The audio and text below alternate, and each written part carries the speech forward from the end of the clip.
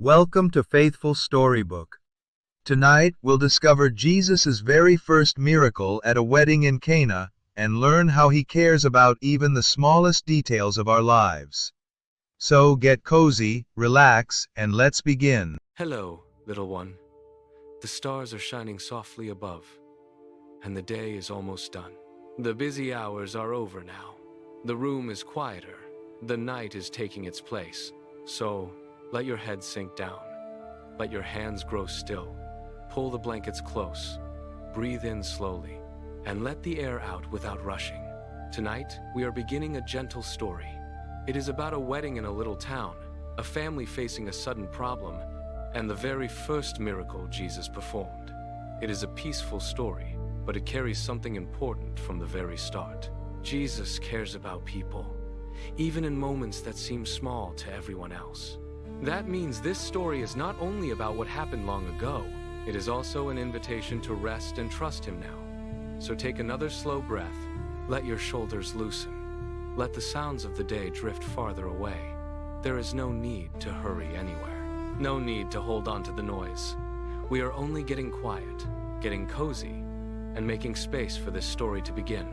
Stay here in the stillness, and let us begin. Long ago, in the small town of Cana, a wedding celebration spread warmth through the streets. Lamps glowed along the gathering places.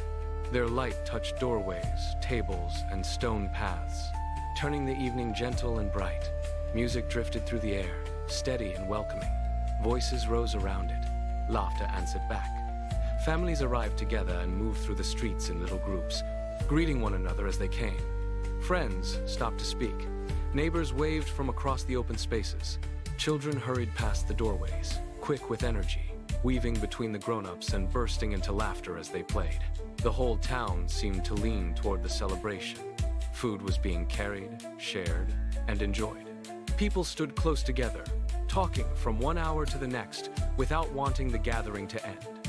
This was not a brief visit or a rushed meal. A wedding in those days could fill several days with songs, visits, and many guests coming and going. That gave the joy room to grow. The sounds, the light, and the busy steps of many people all joined together until the celebration felt larger than one family alone. It became something shared, something the whole community could enter and enjoy together. Among the many guests that day were Jesus, His mother Mary, and His disciples. They did not arrive to interrupt the wedding. They came into the gathering as others had come, stepping into the shared joy of the town and taking their places among the families already there.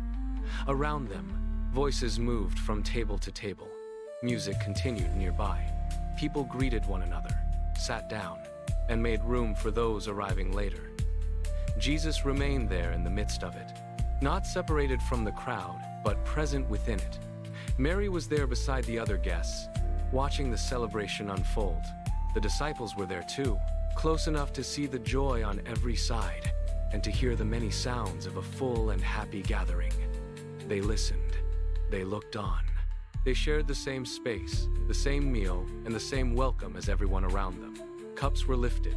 Food was passed from hand to hand. Short conversations opened and ended. New voices joined in. Nothing in that moment forced attention toward Jesus. He was simply there, sitting among ordinary people in an ordinary celebration, letting the gladness of the wedding continue around him. The celebration carried on without interruption. Food reached the tables in steady rounds. Empty dishes were cleared away. Fresh portions took their place. Guests leaned toward one another and kept talking as if the day had all the time it needed. One table finished a course while another was just beginning. A laugh rose near the doorway. A song answered from farther inside. Children passed through the open spaces, then disappeared again behind the older guests. Nothing stalled, nothing broke the rhythm. The feast moved forward with the smooth order of many hands doing their work at the right moment. Servants crossed from place to place with practiced steps, setting things down, lifting things away, returning again before anyone had to ask. Cups were refilled, platters changed hands. New arrivals found room and were welcomed in. Those who had been speaking quietly a moment before now smiled across the table and joined a larger conversation. The hours did not drag. They opened one into another with ease. From one end of the gathering to the other, the wedding still held its peace.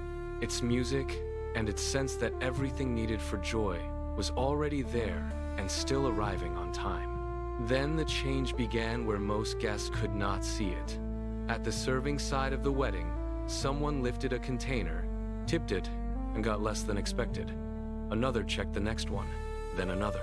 What should have been enough for the hours ahead was nearly gone. Hands paused, eyes met. A quick count began in low voices, close to the tables where the family had been managing the feast. They looked at what remained.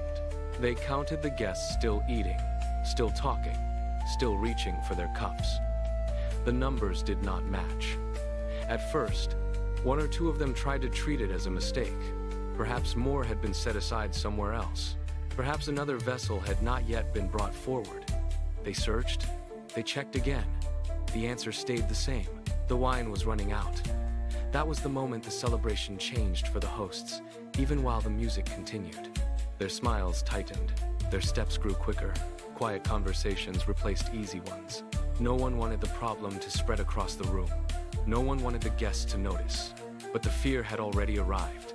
If the supply failed completely, the family would be left to face the disappointment of everyone they had welcomed.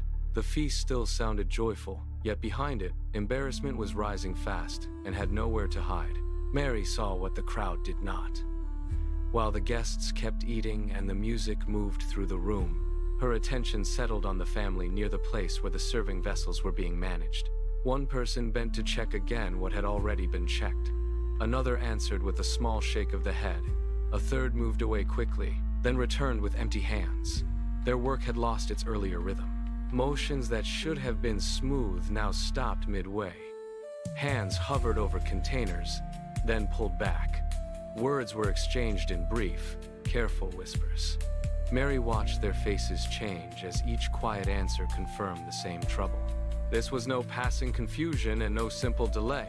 They were running out, and they knew exactly what that would mean once the lack reached the tables. For the family, the burden was already present. It sat in every hurried step, every lowered voice, every glance cast toward the still celebrating guests who had not noticed anything yet. Mary did not turn away from that strain. She took it in fully. She understood both the practical need and the shame gathering behind it. As the feast continued on its bright surface, Mary held the hidden problem clearly in mind. Her concern did not scatter. It sharpened. She became quietly ready to help. Mary did not carry the problem from person to person, and she did not add to the family's strain by naming it aloud where others could hear. She turned from the worried faces and made her way through the ongoing feast toward Jesus. Around her, guests kept talking over their cups. Laughter rose from one table and fell again.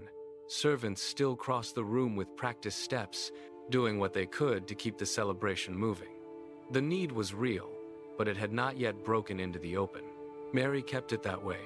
She came near Jesus and waited for the small moment when she could speak without drawing notice. There was no speech, no attempt to explain every detail, no effort to control what should happen next. She simply brought him the trouble as it was. Quietly, directly, she said, "They have no more wine." That was all. A short sentence, but it carried the full weight of the family's worry. She did not need to push harder than that. She placed the need before him and left it there. In the middle of music, movement, and conversation, Mary chose the simplest act possible. She took a hidden problem to Jesus and trusted him with it. Not far from the movement of the feast, 6 large stone jars stood together near the place where water was kept. No one had gathered around them. No guest lifted a cup from them. No music paused because of them. They remained where they had been placed, solid and plain, part of the working edge of the celebration rather than its center. Each jar was broad, heavy, and still. Their stone sides held the coolness of water and shade even as warm voices and lamplight filled the space around them. People passed nearby without stopping. Servants crossed back and forth on other tasks. Conversation rose, drifted, and blended into the evening air. The jars did not move. They did not announce anything. At first glance, They seemed like the kind of objects no one remembers until they are needed. Yet their very stillness began to stand apart from the restless motion around them. 6 vessels, empty of attention, but not insignificant. Plain enough to be overlooked. Large enough that once noticed, they were impossible to dismiss. They waited in silence at the edge of an ordinary gathering, as if ordinary stone had been left in place for a purpose no one else could yet see. Nothing about them forced the eye. Nothing about them appeared extraordinary. And still they stood there, ready, quiet, and near. Then Jesus acted. He did not call for the master of the banquet. He did not gather the family and speak over their worry. He turned toward the servants, the ones already moving through the work of the feast, and gave them a command so simple it almost sounded incomplete. Fill the jars with water. The words were plain. No long explanation followed them. No reason was given. The problem was missing wine, yet Jesus pointed to water. For a brief moment, that difference hung in the air. The servants knew the shortage. They knew what had run low. They also knew exactly which jars he meant. Their eyes could move from his face to the stone vessels and back again, measuring the distance, the effort, and the strangeness of the order. Still, the command had changed the room. A moment earlier, there had only been a private need and no visible answer. Now, there was direction. Something specific had been placed into human hands. The confusion had not been explained away, but it had been interrupted. Jesus had spoken. The next step was no longer hidden. The servants stood with a task before them, the jars waiting close by. And the air around that quiet corner of the celebration felt different now, not solved yet, not understood yet, but turned toward expectancy by a single sentence from Jesus. The servants moved at once. One reached for a bucket. Another turned toward the water source. Then the work began in earnest. They filled what they could carry, lifted the weight with both hands, and crossed back to the waiting stone jars. Water struck the inside walls with a hollow splash. The sound faded. They went back again. A first round was not enough. Neither was a second. The jars were too large for quick progress, and the task that had sounded simple now proved slow and heavy. Each trip took strength. Buckets pulled at their arms. Water sloshed over the rims and ran across their fingers. Their steps had to stay steady on the packed ground so they would not lose what they carried. Back and forth they went, from source to jar, from jar to source, again and again. With each return, the level climbed higher, but only by inches at a time. That was the turn in the work. What could have been done halfway had to be finished fully. No servant stopped early. No jar was left short. The rhythm continued: lift, carry, pour, turn, return, pour again, until the stone vessels no longer echoed. The water reached the brim, smooth, still, and complete. Every jar stood filled to the very top. The work had reached its end. The jars stood full, the water level resting at the brim, and for a brief moment, the servants had something solid beneath their hands. The task was finished exactly as Jesus had said. Then he spoke again. His next instruction did not explain the first one. It made the moment stranger. Now draw some out and take it to the master of the banquet. The command landed quietly, but it changed the pressure in that corner at once. Water had been gathered. Water had been poured. Water now filled every jar. The servants knew that with absolute certainty, because they had done each step themselves. Yet Jesus did not tell them to wait. He did not point to the anxious family. He directed their attention toward the one man at the feast whose judgment would matter most. That sharpened the risk. The master would taste what was brought to him. He would know at once what had been placed in his cup. For the servants, the instruction opened a new question instead of closing the old one. Filling the jars had been hard work. This next step asked for something harder than effort. It asked them to move forward without being told how the outcome could possibly make sense. The room had not grown louder. The music had not stopped. But around Jesus and the servants, uncertainty tightened into a single, waiting pause. No one argued. Still, no one moved at first. The jars stood silent. The command hung in the air. Each servant knew exactly what had gone into those stone containers, bucket after bucket, until the water touched the brim. To carry some of it to the banquet master meant placing their own hands behind a choice they could not explain. Then one servant stepped forward. He took a smaller vessel, leaned in, and lowered it carefully past the rim. The surface broke with a soft sound. He lifted it out slowly so nothing would spill. Another servant reached for the container and steadied it from beneath. That small exchange settled the moment. The others did not stop them. They made room. They watched. Then the servant turned and began to walk. Each step had to stay even across the crowded space. Guests were still talking. Dishes still moved from hand to hand. Music still drifted through the gathering. None of them knew that a few measured steps now carried the strain of the whole problem with them. The servant kept going. He did not look back at the jars. He did not ask Jesus for another word. He simply held the vessel level and moved toward the banquet master, carrying what he had every reason to believe was only water. The servant carried the vessel forward exactly as he had lifted it, careful, steady, and braced for embarrassment. The surface inside did not leap or flash. No sound rolled across the room. No voice announced what Jesus had done. Around him, the wedding kept its ordinary rhythm. A cup set down on wood. A chair scraped lightly. Someone laughed near the far table. Yet, within that small carried measure, the ordinary order had already begun to give way. What had filled the jars had been plain water, drawn by tired arms and poured by human hands. What moved now through the vessel was no longer the same. Somewhere between the stone jars behind them and the cup ahead, the change took place completely. Not partly changed. Not beginning to change. Changed. The clear weight of water had become wine by the power of Jesus alone. The servant did not cause it. The jars did not cause it. The hands that carried it only bore witness while the miracle passed quietly through their obedience. Nothing in the room forced attention toward Jesus. He did not halt the music. He did not call the guests to look. The wonder moved in silence, hidden in plain sight, as help arrived without spectacle and mercy took form inside a simple serving. The servant reached the banquet master and offered the cup without a word. The man accepted it as part of his ordinary task, with the noise of the feast still moving around him. Voices crossed behind him. Dishes touched wood. Someone nearby kept talking through a laugh. Nothing in the room announced that this cup should matter more than any other. He lifted it. He took the first taste expecting a quick judgment and an easy swallow. Instead, he stopped. Not slowly, at once. His mouth stayed closed a moment longer than before. His hand did not lower. The movement of the feast went on, but his own motion broke cleanly in the middle. He drew a careful breath through his nose and tasted again, smaller this time, with attention. The second taste was not courtesy. It was inspection.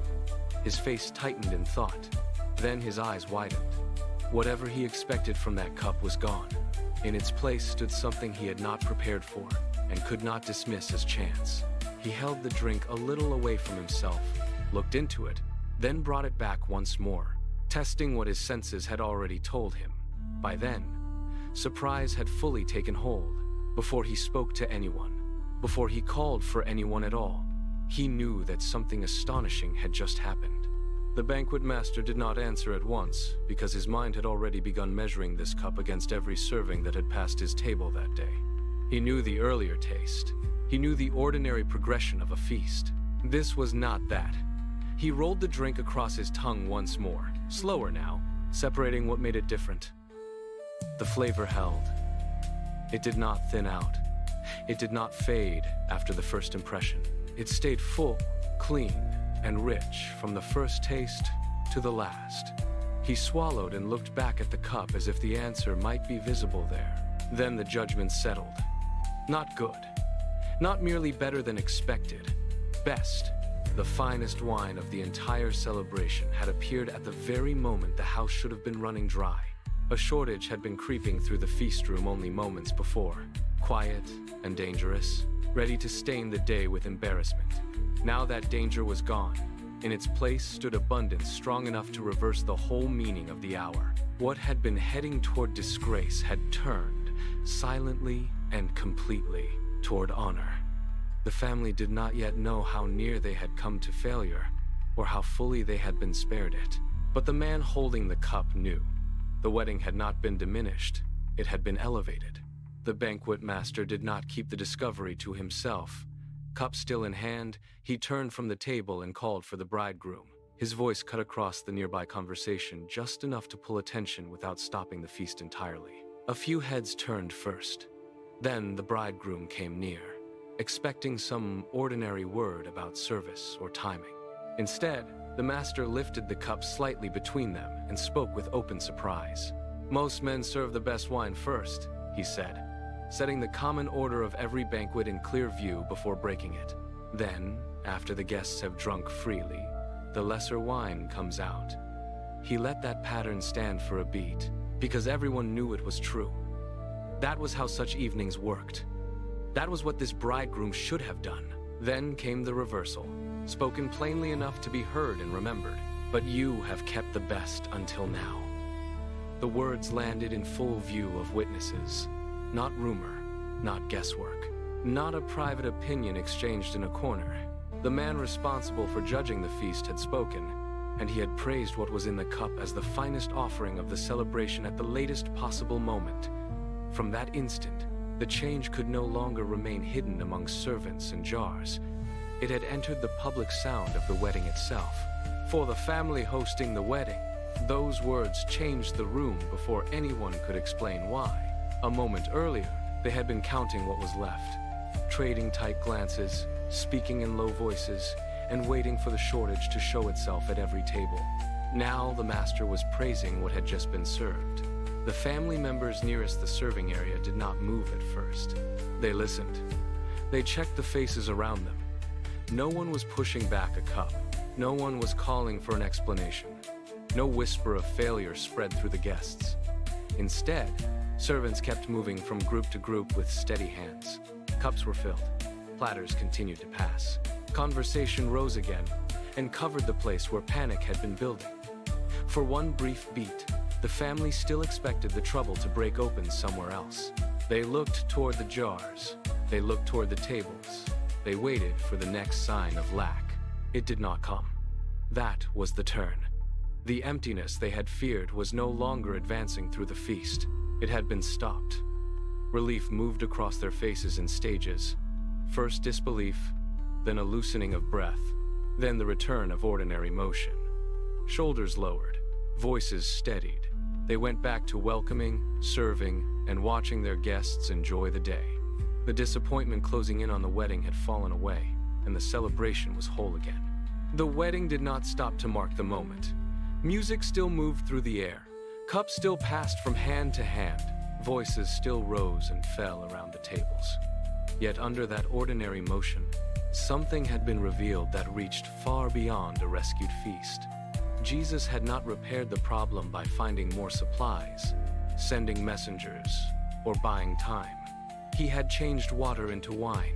The jars had stood full of one thing, and at his command, they had given back another. No servant could deny it. No careful host could account for it. The proof was already in the cup, on the tongue, and in the master's public judgment. This was not skill, not luck, not confusion. It was power, quiet and complete. But the sign showed more than power alone. Jesus had acted where a family's need was closing in, and he answered it without turning the gathering into a spectacle. He did not force the crowd to stare. He did not demand applause.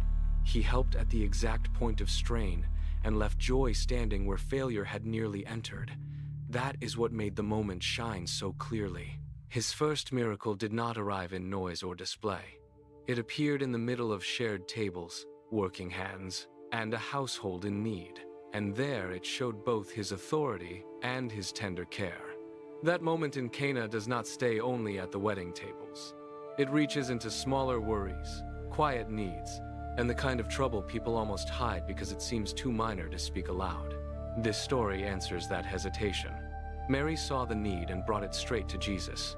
She did not delay, and she did not try to solve everything first. She placed the problem before him. That is where trust begins.